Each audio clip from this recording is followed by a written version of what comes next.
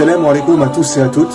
Quand vous parlez à des gens aujourd'hui de religion, beaucoup vous disent « Oui, mais c'est bon, pourquoi ça serait l'islam qui a raison et non le christianisme ou le judaïsme ou peu importe ?»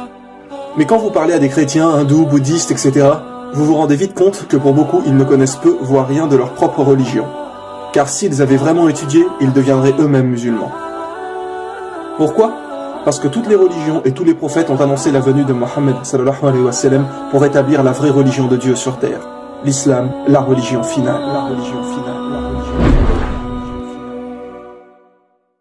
finale. Nous avons déjà pas mal parlé de l'annonce du prophète Mohammed sallallahu alayhi wa sallam dans la Bible et la Torah, ainsi que l'interdiction du porc, de l'alcool, du fait de porter le voile, etc.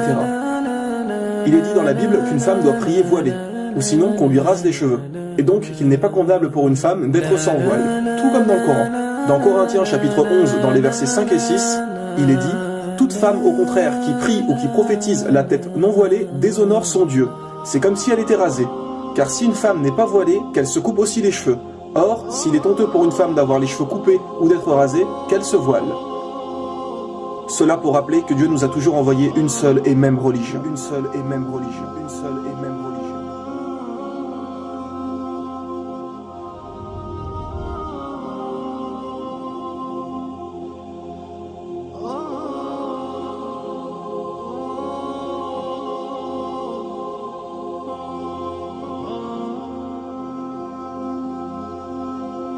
Et comme il avait été dit dans la saison 2, pour toutes les grandes religions, elles portent le nom d'un peuple ou de quelqu'un, sauf l'islam.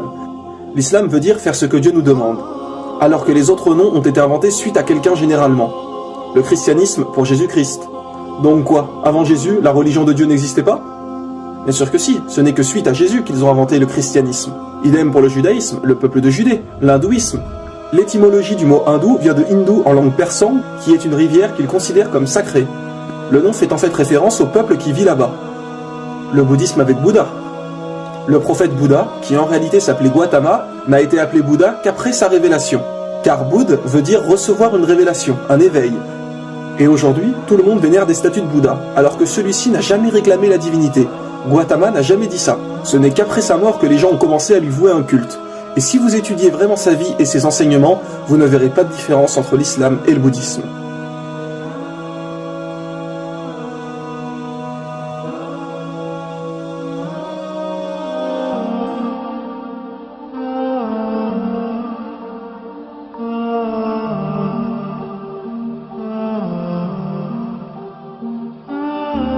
Attention, nous ne disons pas que Bouddha était forcément un prophète d'Allah, car aucun verset du Coran ou hadith mentionne son nom comme prophète. Et tant qu'il n'y a pas un texte du Coran ou un hadith pour confirmer quelque chose, nous ne pouvons être sûrs à 100%.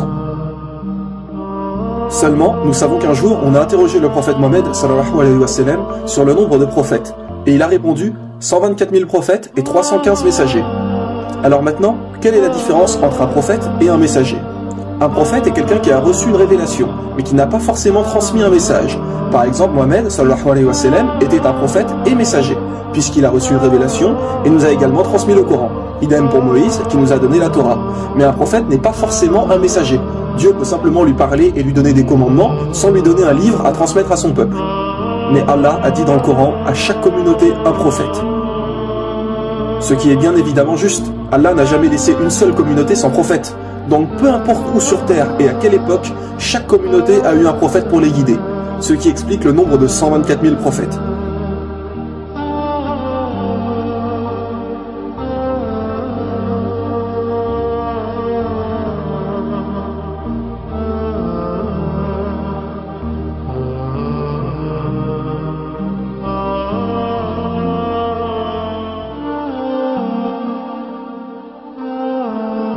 Donc, il est tout à fait possible que Bouddha était un prophète.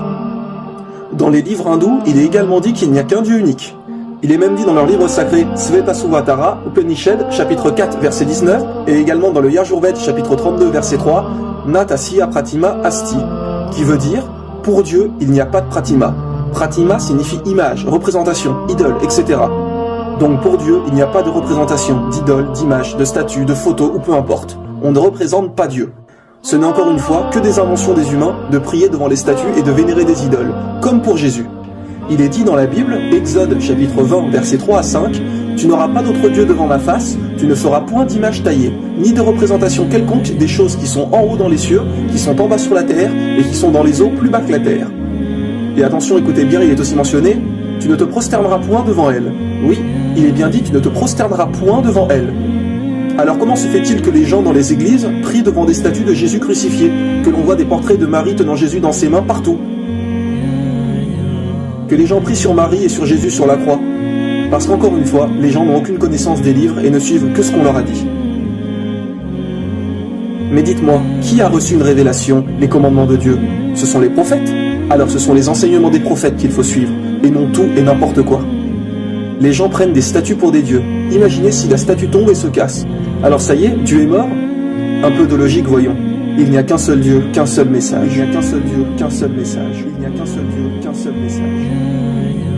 La venue du prophète Mohammed, sallallahu alayhi wa sallam, est également mentionnée dans les livres hindous. Oui, mes frères et sœurs. Il est dit dans les Védas, le livre sacré des hindous, en Kalki Purana, chapitre 2, versets 5, 7, 9 et 15, et donc à 4 reprises, la venue du prophète Mohammed, sallallahu alayhi wa sallam. Il est dit que le Kalki Avatar viendra. En français, Kalki Avatar veut dire messager. Donc, on annonce la venue d'un prophète. Et que ce Kalki Avatar sera le dernier des prophètes et qui guidera toute l'humanité.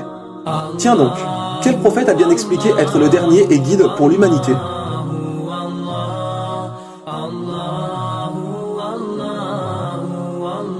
Il est dit que le nom du père de ce prophète serait Vishnuash, qui veut dire serviteur de Dieu.